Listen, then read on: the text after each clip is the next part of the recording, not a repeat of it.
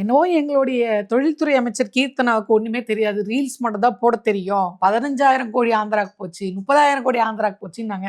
இன்னைக்கு பாருங்க, கொரியாவுக்கு போய் 40,000 கோடி ப்ராஜெக்ட்டை வந்து இன்னைக்கு தமிழ்நாட்டுக்காக தட்டி தூக்கிட்டு வந்திருக்காங்க. ரீல்ஸ் எல்லாம் பறக்குது. இப்ப என்ன சொல்வீங்க? இப்படிதான் ஊருக்குள்ள எல்லாரும் ஏமாந்து போயிட்டு இருக்காங்க. ஓஹோ, இப்ப நீங்க பேசுனதே ரீல்ஸ் மாதிரி தான் இருக்கு. இல்ல அந்த அவங்களுடைய அமைச்சர்ன்றதுனால ரீல்ஸ் அமைச்சருக்கு ரீல்ஸ் மாதிரி ஒரு இன்ட்ரோ கொடுப்போம். தாவேக்கா ரீல்ஸ் போடுற மாதிரியே ரீல்ஸ் போடுறீங்களே, அதான் பாக்குறேன். ஊரோட ஒத்து வாழணும். ரீல்ஸ் ஆட்சி நடக்கும்போது ரீல்ஸ் ஆட்சி மாதிரி தானே கேள்வி கேட்க வேண்டியதா இருக்கு. வழக்கமா என்ன பிரச்சனை வந்துச்சுன்னா, கடந்த ஒரு வாரத்துல ராயல் என்ஃபீல்டு போயிடுச்சு, அது மட்டும் இல்லாம ஏரோநாட்டிக்கல் ப்ராஜெக்ட்ஸ் வந்து தமிழ்நாட்டை விட்டு போயிடுச்சு அப்படின்னு ஒரு கேள்வி வந்துச்சு. இது இல்லாம இந்த வாரத்துல வந்த செய்தி என்னன்னா, மசாக்கான் டாக் ஷிப்பிங் வந்து தமிழ்நாட்டை விட்டு போயிடுச்சு, அது ஏன் வந்து விஜய் அரசாங்கம் வந்து கண்டுக்கல அப்படிங்கிற மாதிரியான கேள்வி எல்லாம் எழுந்துச்சு. அந்த ப்ராஜெக்டை தடுக்க இவங்க முயற்சி பண்ணல, ஆந்திராவுக்கு போகாம தடுக்க இவங்க முயற்சி பண்ணல. இது போன அரசாங்கமும் இப்படிதான் பண்ணாங்களா, போன அரசாங்கம் இதை கண்டுக்காம விட்டாங்களா, இந்த அரசாங்கத்தினால அப்படி நடந்திருக்கா அப்படிங்கிறது ஒரு பெரிய விவாதமா இருக்கு. இப்போ இந்த விவாதம் நடந்துட்டு கூடிய இந்த நேரத்துல திடீர்னு பாத்தீங்க அப்படின்னா சில நியூஸ் பேப்பர்ஸ் போடுறாங்க. எல்லா நியூஸ் பேப்பர்லையும் எக்கனாமிக் டைம்ஸ் முதற்கொண்டு அப்டேட் பண்றாங்க. என்ன சொல்றாங்க அப்படின்னா, கீர்த்தனா அவர்கள் சவுத் கொரியாவில் ஹுண்டாய் நிறுவனத்தை விசிட் பண்ணிருக்காங்க. திடீர் பயணம் அப்படின்னு அரசு சார்பா எந்த அறிக்கையும் வரல. திடீர் பயணம் அடுத்து இந்த நியூஸ் எல்லா நியூஸ் பேப்பரும் விசிட்னு தான் போடுறாங்க. ஆனா தாவேக்கா காரங்க 40,000 கோடி முதலீடை ஈர்த்து வந்த கீர்த்தனா அப்படிங்கிற மாதிரி ரீல்ஸ் போடுறாங்க. அதுக்கு எந்த ஆதாரமும் இல்லைங்களா? அதுக்கு எந்த ஆதாரம் கிடையாது. ஆக்சுவலி முக்கியமான விஷயம் என்ன அப்படின்னா, ஹுண்டாய் நிறுவனம் ஒரு மிகப்பெரிய துறைமுகத்தை, அதுக்கு பேர் எக்ஸாக்டா சொன்னா கிரீன்ஃபீல்டு மெகா ஷிப் பில்டிங் கிளஸ்டர்னு சொல்லுவாங்க. அதை செய்யறாங்களா அப்படின்னா ஆமா, தூத்துக்குடியில செய்யறாங்க, அதுல மாற்று கருத்தே கிடையாது. உலகத்துல ஒரு மிக முக்கியமான போர்ட் அப்படிங்கிறது வந்து உல்சான் ஷிப் பில்டிங் அப்படின்னு சொல்லக்கூடிய சவுத் கொரியாவில் இருக்கக்கூடிய போர்ட். அதே போல இரண்டாவது மிகப்பெரிய உல்சானை கட்டுவதற்கு நாங்கள் தூத்துக்குடியை தேர்வு செய்கிறோம் அப்படின்னு ஹுண்டாய் நிறுவனம் தேர்வு செஞ்சிருக்காங்க. ஹுண்டாய் நிறுவனம் 40,000 கோடி முதலீடு பண்ண போறாங்க. தூத்துக்குடியில ஒரு மிகப்பெரிய துறைமுகத்தை உருவாக்க போறாங்க, அதுல மாற்று கருத்தே கிடையாது. ஓகே. ஆனா அந்த தூத்துக்குடி துறைமுகம் கட்டுவதற்கும் கீர்த்தனாவுக்கும் தான் சம்மந்தம் கிடையாது. புரியல. தமிழ்நாட்டுக்கான இன்வெஸ்ட்மெண்ட், தமிழ்நாட்டுக்கு 40,000 கோடி வரப்போகுது, தூத்துக்குடியில் வரப்போகுதுன்னா அப்ப தமிழ்நாட்டுடைய அமைச்சர், தொழில்துறை அமைச்சர் கீர்த்தனா, அவங்களுக்கு எப்படி சம்பந்தம் இல்லை? அவங்க சவுத் கொரியாவுக்கு சும்மா ஹுண்டாய் நிறுவனத்தை விசிட் பண்ண தான் போயிருக்காங்க. இந்த ப்ராஜெக்ட் அரசோடைய பணத்துல ஹுண்டாய் போய் விசிட், அதாவது கொரியாவுக்கு விசிட் போயிருக்காங்க. ஆனா இந்த ப்ராஜெக்ட் ஏற்கனவே கையெழுத்தாயிடுச்சு. இப்ப ஏற்கனவே கையெழுத்தானதுக்கு எதுக்காக அவங்க இப்ப அவசரமா சொல்லாம கொள்ளாம அங்க போக வேண்டிய அவசியம்? போயிட்டு வந்தா இவங்க சவுத் கொரியா போயிருக்காங்க, ஹுண்டாய் நிறுவனத்தை விசிட் பண்ணிருக்காங்க, இவங்க முதலீடு கொண்டு வந்துட்டாங்க அப்படி. இப்ப நீங்க நானும் உட்கார்ந்து பேசுறோம் பாத்தீங்களா? ஓகே. இது மாதிரியான ஒரு பொய் செய்தியை கிரியேட் பண்றதுக்கான வேலை.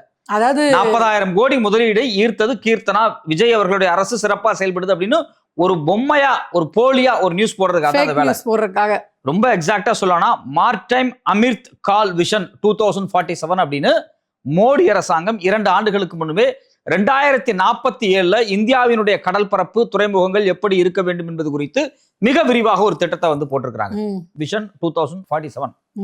அதுல ரொம்ப முக்கியமான ப்ராஜெக்ட் எது அப்படின்னா இந்த தூத்துக்குடி ப்ராஜெக்ட். டோட்டலா இந்தியா முழுக்க 4.5 மில்லியன் கிராஸ் டன்ஸ், அதாவது கப்பல் அவங்க கையாளக்கூடிய சரக்கினுடைய எண்ணிக்கை, அந்த அமௌண்ட் அப்படிங்கிறது 4.5 மில்லியன் கிராஸ் டன்ஸ் நோக்கி ரீச் பண்ணணும் அப்படிங்கிறது தான் இவங்களுடைய இலக்கு. அதுல தூத்துக்குடி மட்டுமே 2.5 மில்லியன் கிராஸ் டன்ஸ் நோக்கி நகர்ந்திருக்கு இந்த ப்ராஜெக்ட்ல அப்படிங்கறதா யதார்த்தமான உண்மை. ஆல்மோஸ்ட் பாதி சொல்றீங்க. ஆமா, பெரிய ப்ராஜெக்ட் தான் இது, அதெல்லாம் மாற்றுக்கிறது கிடையாது. பட் ஆனா இது எப்ப உறுதியாச்சு அப்படின்னா 2025 செப்டம்பர் 7ஆம் தேதி மதுரையில நடந்த மாநாட்டுல, முதலீட்டாளர் மாநாட்டுல சவுத் கொரியா நிறுவனத்தோடு தமிழ்நாடு, இந்தியா, மத்திய அரசாங்கம், மோடி அரசாங்கம், தமிழ்நாடு சிப்காட், இது இல்லாம கொரியாவினுடைய அந்த குறிப்பிட்ட ஹுண்டாய் நிறுவனம், இவங்க 3 பேரும் சேர்ந்து போட்ட ஒப்பந்தம் MOU போட்டு. ஆமா, இன்னைக்கு நீங்க போய் கூகுள்ல போய் உட்கார்ந்து பாத்தீங்க அப்படின்னா கூட செப்டம்பர் 7, 2025 மதுரை மாநாட்டுல இந்த HT ஹுண்டாய் நிறுவனம் தமிழ்நாட்டில் முதலீடு பண்ணுவதற்கான இறுதிக்கட்ட பேச்சுவார்த்தை அங்க நடந்துச்சு. ஒரு ஒப்புதல், MOU சைன் ஆகல, ஒரு ஒப்புதல் நடந்துச்சு.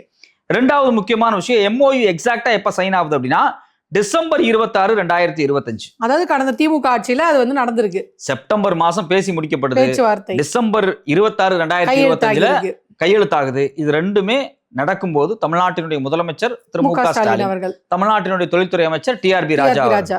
ஆனா இவங்க என்ன சொல்றாங்க அப்படின்னா, கீர்த்தனா போய் தான் இந்த ப்ராஜெக்டையே கொண்டு வந்தாங்க. திமுக கடந்த ஆட்சியில திமுக கொண்டு வந்த பல திட்டங்களை ஸ்டிக்கர் ஓட்டுறாங்க, அதுல ஒரு ஸ்டிக்கர் தான் இதுன்றீங்க. ஆமாமா, அவங்க நிறைய விஷயத்த ஸ்டிக்கர் ஓட்டுறது மட்டும்தான் வேலை செஞ்சுக்கிட்டே இருக்காங்க. அதுக்கா இவ்வளவு பில்டப். ரெண்டாவது, அவங்க இந்த ப்ராஜெக்ட் தமிழ்நாட்டு மு.க. ஸ்டாலின் மட்டும் கிடையாது, இது வந்து ஒட்டுமொத்தமாக டெல்லியும் சேர்ந்து கொண்டு வந்த ஒரு முக்கியமான ப்ராஜெக்ட். இதனுடைய ஃபைனலான அக்ரிமெண்ட்ஸ் எப்பெல்லாம் ஃபைனலைஸ் ஆகுது அப்படின்னா 2026 ஜனவரியில எம்ஓயுனுடைய ஃபைனல் ஸ்டேஜ், அதாவது பப்ளிஷிங் ஸ்டேஜ் எப்போ வருது அப்படின்னா 20 ஏப்ரல் 2026. அபிஷியலா இந்த எம்ஓயு முழுசாவே சைன் பண்ணி முடிச்சது எப்பன்னா 20 ஏப்ரல் 2026. ஏன் நான் அபிஷியல்னு சொல்றேன் அப்படின்னா, மத்திய அரசாங்கம் டெல்லி இருக்காங்கல்ல, அவங்க வெளியிட்டு இருக்கக்கூடிய செய்தி, ஒரு அரசாங்கம் ஒரு ப்ராஜெக்ட் வருது அப்படின்னா அந்த எம்ஓயுவை கையெழுத்து போட்டுட்டு அவங்களுடைய வெப்சைட்ல அதை டிக்ளேர் பண்ணுவாங்க. அவங்க வெப்சைட்ல டிக்ளேர் பண்ணது அப்படின்னா கடந்த மே 13ஆம் தேதி, மே 10ஆம் தேதி விஜய் ஆட்சிக்கு வர்றாரு, மே 13ஆம் தேதி டெல்லி வந்து அதை டிக்ளேர் பண்றாங்க. அப்படி டெல்லி டிக்ளேர் பண்ணும்போது அதுல என்ன மென்ஷன் பண்றாங்க அப்படின்னா, இந்த ப்ராஜெக்டினுடைய ஃபைனல் சைனிங் எம்ஓயு 20 ஏப்ரல் 2026லயே முடிஞ்சிருச்சு அப்படிங்கிறாங்க. ஸோ அப்போ ஏற்கனவே மோடி அரசாங்கமும் ஸ்டாலின் அரசாங்கமும் சேர்ந்து கொண்டு வந்த முக்கியமான ஒப்பந்தம் இது. இந்த ஒப்பந்தம் it is a tri party memorandum of understanding அப்படிங்கறத ரொம்ப தெளிவா சொல்றாங்க. ட்ரை பார்ட்டினா மூணு பேர் ஒண்ணா சேர்ந்து அண்டர்ஸ்டாண்டிங்கின் பேர்ல கையெழுத்து போடப்பட்ட ஒரு. ஆக்சுவலி இதுல வந்து 4 பேர் இன்வால்வ் ஆயிருக்காங்க இந்த ப்ராஜெக்ட்ல. முதல்ல யாருன்னு பாத்தீங்க அப்படின்னா HD Korea ship building and offshore engineering அப்படிங்கக்கூடிய ஒரு நிறுவனம்.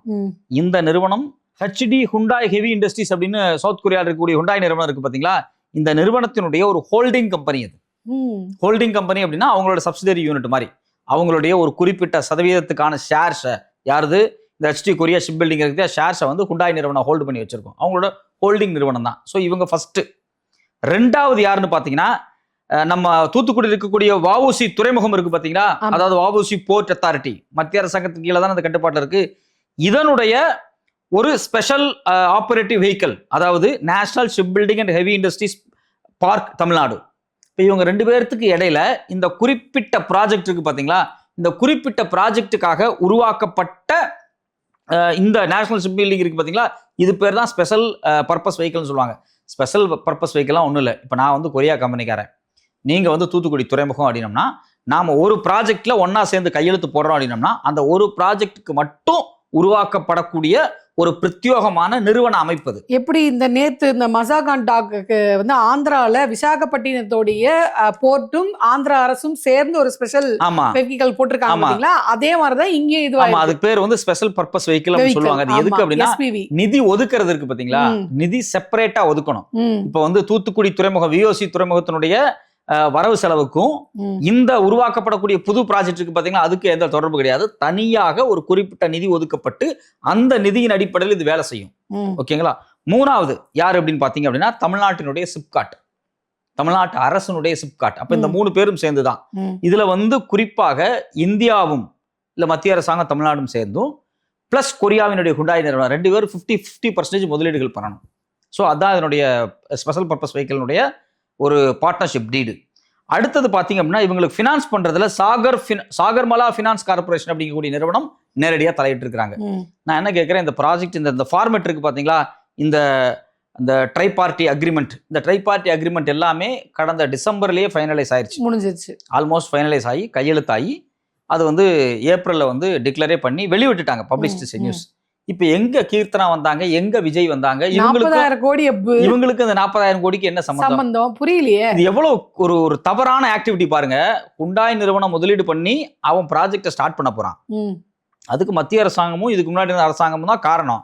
ஆனா நீங்க இங்க இருந்து கிளம்பி போய் எங்க சவுத் கொரியால போய் நின்னுட்டு அங்க 2-3 புகைப்படங்கள் எடுத்து போடுறீங்க அப்படின்னு ஒரு 4 போட்டோவை போட்டு நான் தான் இது. ஆனா அவங்க சொல்லியிருக்காங்க ஸ்பெசிபிக்கா, கீர்த்தனா சொல்லியிருக்காங்களே இதை பத்தி, நான் இந்த மாதிரி முதலீட்டு ஈர்த்து வந்திருக்கேன், இந்த அரசு ஈர்த்து வந்திருக்கேன். இது வரைக்கும் அப்படி சொல்லல. பட் ஆனா அந்த விசிட்டை வச்சு இவங்க கிளப்பக்கூடிய சோசியல் மீடியால ஃபேக் நியூஸஸ், இந்த ஃபேக் நியூஸஸ் தான் மிகப்பெரிய ஆபத்து. இப்போ நம்மளது வந்து ராயல் என்ஃபீல்டு போயிருச்சு. ஆமா, அந்த மசாகான் டாக்கு அது போயிடுச்சு ஆந்திராவுக்கு 30,000 கோடி. இது இல்லாம aeronautic engineering fifth generation aircraft தயாரிக்கிறது போயிருச்சு. இதனுடைய எல்லாத்தையும் மொத்த கணக்கு போயிட்டே இருக்கு. அந்த ஷிப் பில்டிங் ஒரு 30,000 கோடி. இது இல்லாம ஃபிஃப்த் ஜெனரேஷன் ஏர்கிராஃப்ட் ஒரு 16,000 கோடி. இது இல்லாம ராயல் என்ஃபீல்டு ஒரு 2,500 கோடி. இது எல்லாம் சேர்த்துனாவே கிட்டத்தட்ட ஒரு 30,000-40,000 கோடி வந்துருச்சு. இப்ப இவ்வளவு பெரிய முதலீடுகள் இருக்கு பாத்தீங்களா? இவ்வளவு பெரிய முதலீடுகளை ஏன் தமிழ்நாடு ஒரு மாதத்தில் இழந்திருக்கிறது? முதலீடுன்றத விட இதுல வேலை வாய்ப்புகள்னு ஒண்ணு இருக்கும். இப்ப இந்த ரீசெண்டா போச்சு பாத்தீங்களா, இந்த மசாகான் டாக்குல மட்டும் 55,000 பேருக்கு வேலை வாய்ப்புகள் இழந்திருக்கு தமிழ்நாடு. நேரடியாக 5,000 பேரு, மறைமுகமாக 50,000 பேருடைய வேலை வாய்ப்பை நம்ம இழந்திருக்கோம். இப்ப இது இன்னும் மத்ததெல்லாம் கம்பேர் பண்ண நிறைய பேருக்கான வேலை வாய்ப்பு. இது ஆந்திரால இருக்க திருப்பதிக்கு போயிருக்கு. இப்ப திருப்பதியை சுத்தி இருக்கவங்க கூட ஒரு பெரிய ஒரு சின்ன சிட்டியா உருவாயிடும். அப்ப அதை சார்ந்து இயங்கக்கூடியவர்கள் நேரடியாக வேலை இப்ப அந்த தொழில் வாய்ப்பு எல்லாம் தமிழ்நாட்டுக்கு வர வேண்டியது. இப்ப தூத்துக்குடியில இருக்கவங்க வர வேண்டியது இன்னைக்கு திருப்பதிக்கு போயிருக்கு. இந்த ஆட்சி இதை எப்படி தடுத்தது? ஏன் தடுக்க தவறியது? இதுதான் ரொம்ப முக்கியமான விஷயம். இது ஒரு விதமான பொலிட்டிக்கல் இன்ஸ்டபிலிட்டியாக முதலீட்டாளர்கள் பார்க்கலாம். இப்போ புதுசா ஒரு அரசு வந்திருக்கு, இவங்க எவ்வளவு நாள் ஆட்சி அதிகாரத்தில் இருப்பாங்கன்னு தெரியாது, இவங்களை நம்பி நாம முதலீடு பண்ண முடியாது. புதுசா நீங்க முதலீடுகளை அட்ராக்ட் பண்ணலனாலும் பரவாயில்ல, ஏற்கனவே இருக்கிற முதலீடுகளை ஃபாலோ பண்ணுங்க. நீங்க ஃபாலோ பண்ணல அப்படின்னா அந்த முதலீடுகள் கைவிட்டு போயிடும். அதை நீங்க ஆக்கப்பூர்வமான இடத்துக்கு நகர்த்துங்க. இங்க எம்ஓயு சைன் பண்றது பிரச்சனையே கிடையாது. அது எப்ப வேணாலும் மாத்திர அதிகாரம் இருக்கு. எம்ஓயுவை நீங்க இன்வெஸ்ட்மெண்டா மாத்தணும், அதுக்கு நிலம் கொடுக்கணும், அதுக்கு சப்சிடிஸ் கொடுக்கணும், கரண்ட் பில் முதல் கொண்டு அவங்களுக்கு சப்சிடிஸ் கொடுக்கணும். ஒர்க் பண்ற ஆளுங்க இருக்கிறாங்க. இது டக்கு டக்குன்னு மூவ் ஆகுது, ஃபைல்ஸ் இந்த மாதிரியான கடை. இப்போ நான் இன்வெஸ்ட்மெண்ட் வரேன்னு என்ன பார்ப்பேன், அதுக்கான இடம் இருக்கா, வேலை ஆட்கள் இருக்காங்களா, இந்த அரசு இது ஒத்துழைக்குதா அப்படின்னு எல்லாமே பாட்டுவாங்க. இப்ப இதுக்கு என்ன ரீசன் சொல்றாங்கன்னா, இந்த அரசு சுணக்கம் காட்டுகிறது, அதனாலதான் இந்த முதலீட்டாளர்கள் இங்க வேண்டாம், இங்க ஒண்ணும் செய்யற மாதிரி இல்ல, ஆந்திரால வெத்தலை பாக்க வச்சு நம்மளை கூப்பிடுறாங்க, 3000 ஏக்கரா வாங்க நான் தரேன் அப்படின்னு கூப்பிடும் போது ஆட்டோமேட்டிக்கா இங்க இருந்து அங்கதான் செய்வாங்க அப்படின்றாங்க. சோ இந்த சுணக்கத்தின் காரணம் தான் இங்க போயிருக்கு. வெறும் உங்களுடைய நிர்வாக திறன் கம்மியா இருக்கிறதன் காரணமாக தமிழ்நாடு இவ்வளவு பெரிய இழப்பு நம்பர் 1 இருந்தது. தொழில்துறையில நம்பர் 1 இருந்தது. தொழில்துறையில தமிழ்நாடு நம்பர் 1. அதிகமான முதலீடு தமிழ்நாடு தான் வரும். உற்பத்தி இங்கதான் நடக்கும். அது ஆட்டோமொபைல்ஸ்ல இருந்து ஐடி செக்டார் வரைக்கும் இங்கதான் நம்பர் 1. இதுதான் இன்னைக்கு 11% மேல குரோத்தா தமிழ்நாட்டை காமிச்சிருக்கு. இந்தியாவிலேயே அதிகமா பெண்கள் உற்பத்தி துறையில் வேலை பார்ப்பது தமிழ்நாட்டில் மட்டுமே. அப்ப இது மாதிரியான இன்ஃப்ராஸ்ட்ரக்சர் உள்ள ஒரு எக்கானமியை நீங்க பத்திரமா பாதுகாக்கல, கான்சியஸா பார்க்கல அப்படின்னா நீங்க உண்மையிலேயே தமிழ்நாட்டுக்கு ஒரு மிகப்பெரிய பின்னடைவு. ஊர் பக்கம் ஒரு பழமொழி சொல்லுவாங்க, நீ புதுசா எதுவும் செய்யலன்னா பரவாயில்ல, இருக்கிறதையாவது அழிக்காம இரு. அப்படிதான் இவங்க இருக்கிறத அழிக்காம இருந்தா கூட போதும். இல்ல, முக்கியமான விஷயம் என்னன்னா, இப்போ ஒரு 50,000 பேருக்கு வேலை வாய்ப்பு கிடைக்குதுன்னு வச்சுங்களேன், அது ஒரு 5,000 பேர் டைரக்ட் ஸ்டாஃப்ஸா இருப்பாங்க, ஒரு 40-45,000 பேருக்கு மேல இன்டைரக்ட் ஸ்டாஃப்ஸா இருப்பாங்க. இன்டைரக்டா எக்கானமி ஜென்ரேட் ஆகும். ஒரு போர்ட் வருதுன்னா அதை நம்பி லாரி சர்வீஸ் இருக்கும், கார் சர்வீஸ் இருக்கும், அதை நம்பி கேன்டீன்ஸ் இருக்கும், அதை நம்பி பல்வேறு ஸ்பேர் டூல் பார்ட்ஸ். கப்பல் கட்டுறாங்கனாலே அதுக்கு எலக்ட்ரானிக் ஐட்டம்ஸ் எல்லாமே தேவைப்படும், ஸ்டீல் வேணும், ஒரு லேபர் கூட்டம் வேணும். அப்போ இதுல முக்கியமான விஷயம் என்னன்னா, இதுல எவ்வளவு பேர் நம்ம ஆட்களுக்கு, தமிழ் ஆட்களுக்கு கொடுக்க போறாங்க, எவ்வளவு பேருக்கு நீங்க வெளியில இருந்து ஆட்களை எம்ப்ளாய் ஹையர் பண்ண போறீங்க அப்படிங்கறதுலயும் தெளிவா இருக்கணும். தமிழ்நாட்டுல விஜய் சொன்னாரு, நான் தான் 90% 75% நம்ம லோக்கல் இருக்காங்க இல்லையா, தமிழகத்தை சார்ந்தவங்க தான் வேலைக்கு அமர்த்தணும்னு சொன்னாரு. ஆனா இது டிஎம்கே நீங்க சொல்றீங்கல்ல இந்த ப்ராஜெக்ட், இதுக்கு அவங்க லீகலாவே ஒரு அக்ரிமெண்ட் போட்டிருக்காங்க. கடந்த திமுக ஆட்சியில இந்த ப்ராஜெக்டை உள்ள கொண்டு வரும்போது இந்த மசாகான் டாக் இருக்கு பாத்தீங்களா, இதுக்கே அவங்க என்ன அக்ரிமெண்ட் போட்டிருக்காங்கன்னா 75% நீங்க எங்க மாநிலத்தை சேர்ந்தவங்க, குறிப்பா தூத்துக்குடி மாவட்டத்தை சேர்ந்தவங்க வைக்கணும், 90% இந்த மறைமுக வேலை இருக்காங்கல்ல, அது ஒரு நல்ல ஒரு ஐடியா தான். ஆனா என்னன்னா, அது திமுகவா இருந்தாலும் சரி, அதிமுகவா இருந்தாலும் சரி, இப்ப தாவேக்காவா இருந்தாலும் சரி, எல்லாருமே அக்ரிமெண்ட் போடும்போது இப்படி போடுறாங்க. இப்ப தூத்துக்குடி சுத்தி இருக்கிறவங்களுக்கு இந்த வேலை வாய்ப்பு அமையணும் அப்படின்னு அதை ஃபாலோ பண்ணி லேபர் டிபார்ட்மெண்ட் ஒரு பிஎஸ்யூ உருவாகுது, இல்ல ஒரு புது ஸ்பெஷல் பர்பஸ் வெஹிக்கிள் ஒரு ப்ராஜெக்ட் வருது அப்படின்னா, அது தூத்துக்குடி மக்களுக்கோ இல்ல நீங்க ஸ்ரீபெரும்புத்தூர்ல போடுறீங்களா, அந்த ஏரியாவில் இருக்கக்கூடிய ஒரு 4 ஏரியா டிஸ்ட்ரிக்ட் நிலத்தை இழக்கிறாங்க இல்லையா. ஏதோ ஒரு இடத்துல நீங்க போய் ஒரு திருவண்ணாமலை பக்கத்துல ஒரு சிப்காட் ஆரம்பிச்சு அங்க ஒரு இண்டஸ்ட்ரீஸ் நீங்க உருவாக்குறா கூட அந்த மக்களுக்கு ஃபர்ஸ்ட் ப்ரிஃபரன்ஸ் அப்படிங்கறத லேபர் டிபார்ட்மெண்ட் ஃபாலோ பண்ணி எவ்வளவு பேர் நீங்க எம்ப்ளாயிஸ் ஹையர் பண்ணியிருக்கீங்க, என்ன நிறுவனங்கள் வந்திருக்கு, இது ஸ்மால் ஸ்கேல் எவ்வளவு, மீடியம் ஸ்கேல் எவ்வளவு, லார்ஜ் ஸ்கேல் எவ்வளவு, இதுல எவ்வளவு பேர் தமிழ்நாட்டை சார்ந்தவங்க, எவ்வளோ பேர் தமிழர்கள், அதில் எவ்வளோ பேர் குறிப்பாக அந்த டிஸ்ட்ரிக்ட் சார்ந்தவர்கள், இதையெல்லாம் ஃபாலோ பண்ணால் மட்டும்தான் குரோத் ஒரே மாதிரி இருக்கும்.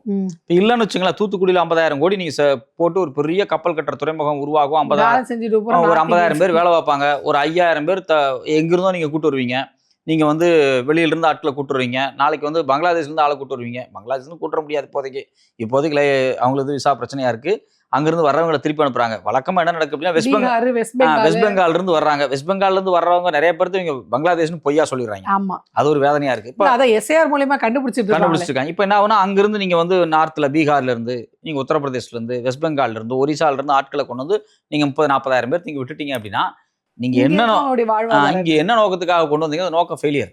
அப்ப என்னுடைய ஊரை, என்னுடைய நிலத்தை, என்னுடைய தண்ணியை, என்னுடைய வளத்தை எல்லாத்தையும் நீங்க பயன்படுத்திக்கிறீங்க. இதுல சம்பாதிக்கிறவன் கொரியா கம்பெனிக்காரனா இருக்கிறான், வேலையில பணம் சம்பாதிக்கிறவங்க வெளி மாநிலத்தவரா இருக்காங்க.